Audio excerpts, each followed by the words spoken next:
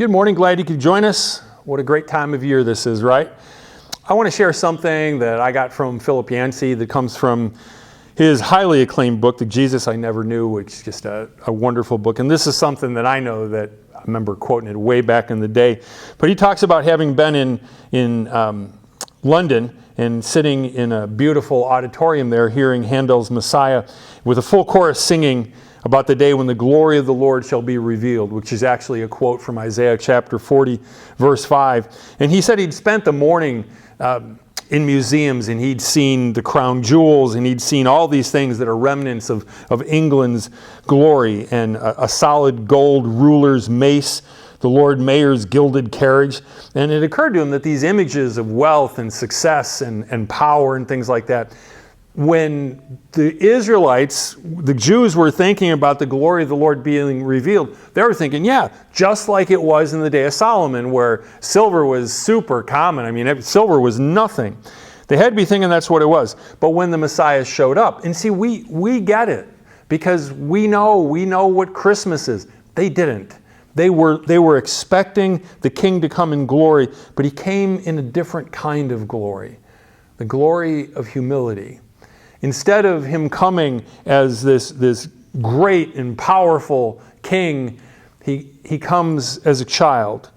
Instead of, as Father Neville Figes puts it, that God is little, that is the truth that Jesus taught man. That Jesus entered into our world instead of just saying that he is out of this world. He became part of our world.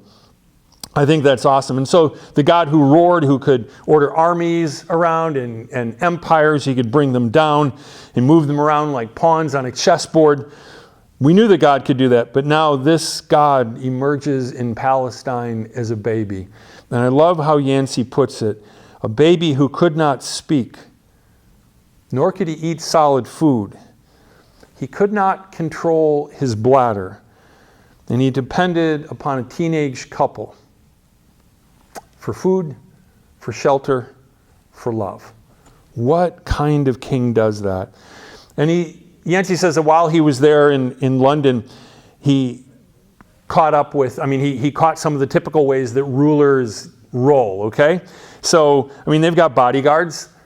Jesus had Peter with the sword. He wasn't very good with it. Jesus didn't have bodyguards. And royalty, they get trumpet fanfare, flourish of bright clothes. They've got flashy jewelry and stuff. And I love this. Queen Elizabeth had recently visited the United States. This is a number of years ago. And reporters delighted to spelling out her whole entourage and what she brought with her. So she had 4,000 pounds of luggage. 4,000 pounds of luggage, including 2 outfits for every occasion.